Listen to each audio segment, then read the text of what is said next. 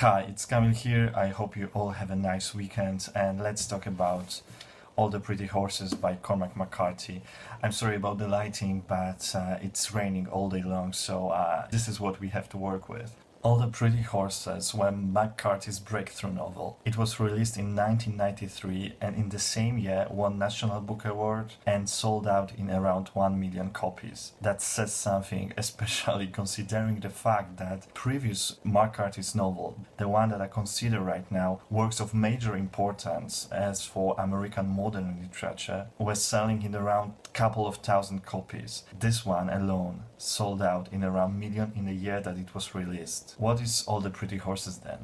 Taking into consideration the most obvious aspects, All the Pretty Horses is coming-of-age story. It has all of the characteristics of the genre. A young protagonist that is rebelling against his family, the family that expects him to fit in the given circumstances. The circumstances are his mother and father divorcing, him losing the ranch that he loves and got used to live in, so he runs away to gain the power to control his fate. Because his parents obviously deny this right to him. When he offers his mother that he will take over the ranch, she says something like, "Are you absurd? You have to go to school." When we meet John Grady, he's a young, immature character. But already in the second half of the first chapter, he's developing, he's maturing. And with the flow of the action, he becomes a man. Truthful, loving, caring, and with strong moral code. And even his adolescent idealism is lost when he has to sacrifice love to Alejandra. What I like is that McCarthy's prose is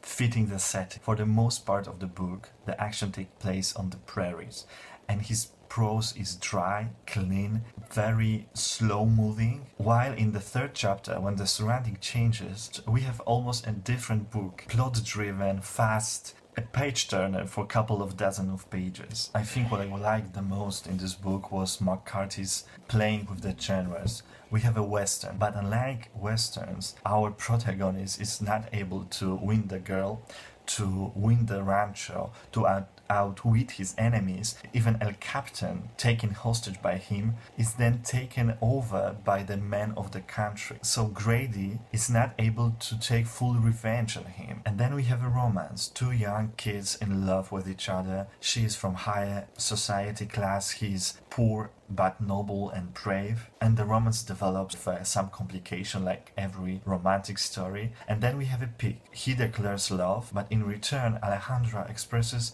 doubt. She says that she doesn't know what kind of man he is. She doesn't say, "I love you too, let's live happily ever after." She says, "I have to keep my promise to my aunt." And she leaves. That's it. And we have a quest. It started when Grady left his family rancho, but then there is another little quest. He is released from the prison. He travels back to the ranch of Alejandra, meets all sorts of people on the way, and then when he eventually arrives and she's not there, it's like Odysseus traveling back home and finding Penelope not waiting for him. And now the time comes for what I didn't like. And what I didn't like was the fact that the only character really showcased here was John Grady. Everybody else, even Alejandra or Rollins, were just a background to him. We are not given the chance to learn what their motives were.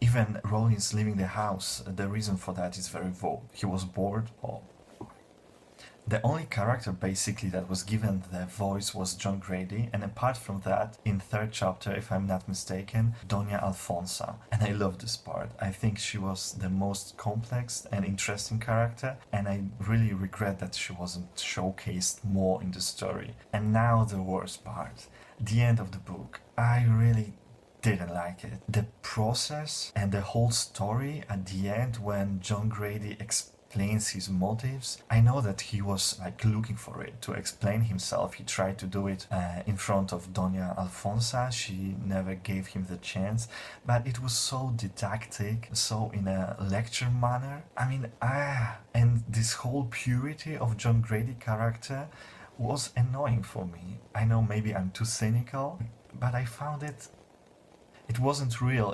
It felt flat. Maybe, as I said, the part of me being cynical is the reason for that. But maybe if McCarthy gave me the room for judgment instead of shoving it up my throat, I would like it better. And at the end of the day, I gave it 3 out of 5 stars on Goodreads. So this was my book talk in regards of All the Pretty Horses. If you read it and you felt strongly about it, please leave your comment below. I would be very happy to know what you think about it.